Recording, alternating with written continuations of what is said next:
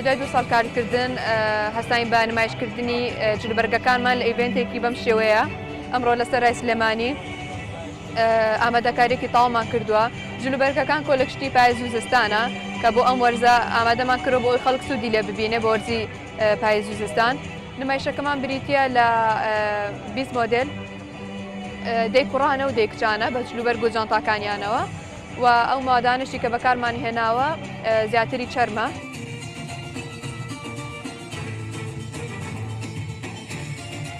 ئەم جنانە زۆر جوانە کاتێکە لە بەریشمان کرد یانی هەستمانە کرد جیاوازە ئێستا ئەوانەی کە لە ناو بازاڕەیە کە لە مۆڵەکانە ئەیبینی هەمووی دووبارەیە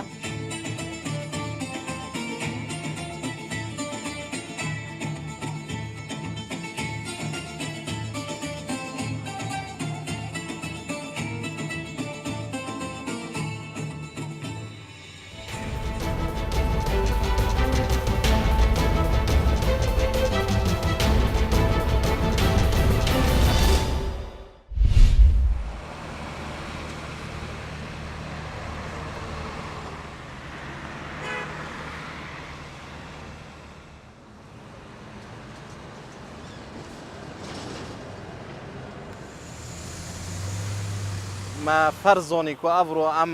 بوومەوەیەکی چەند ڕۆژەکەەوە هەوایەکی بکەین و بۆ پۆقشکردنەوە هەموو ترافیکێتمە و نیشۆنێن هاتن و چوونێ دۆکو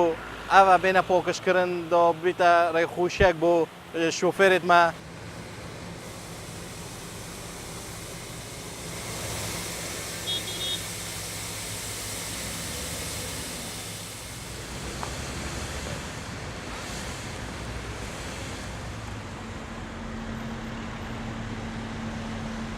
لێرە دەخوازە مەڵ خوشک و برای شوفێر ئەوە کودەمێ ئەم کار دکەین هاروکار بن گەلمەدا بە تایبەتی ئەبجێن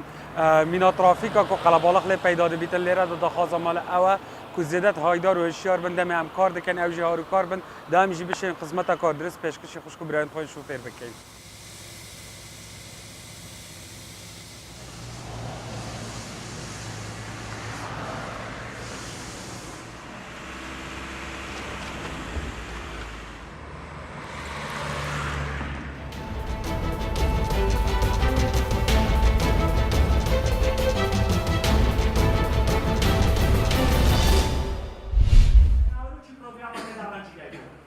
وعدا هر کس کردی و فیزیک میلیون درابون مونه لبنی کدوی تا بابای موشیف یا نازم بکار مانه باز کردی کردستانی جارک مثل آلاق سبکه جارک مثل سرود جارک مثل داوشنی پاراگرافەکان بۆ خۆم چاکم کردیە حتا زانیاری بۆ جارێک بەکەش بکەیت بەڵام من بۆ ئەوەی ئێمە ئەو پرۆژەیەمان لە تاقیکردنەوەیەکی درێژدا بە ماوەی 4-5 ساڵ جگە لەکردنەوەی چەندین خولدا ئەم پرۆژەیە خۆشبەختانە بە چاپ گەیشت بە کۆمەڵک کتێبەوە تا ئاستی قسە لە ئەلفباوە تا ئاستی قسەکردن ئەم پرۆژەیەکە بۆ ئەوانەیە کە قسە پێکەری زمانی کوردی نین لە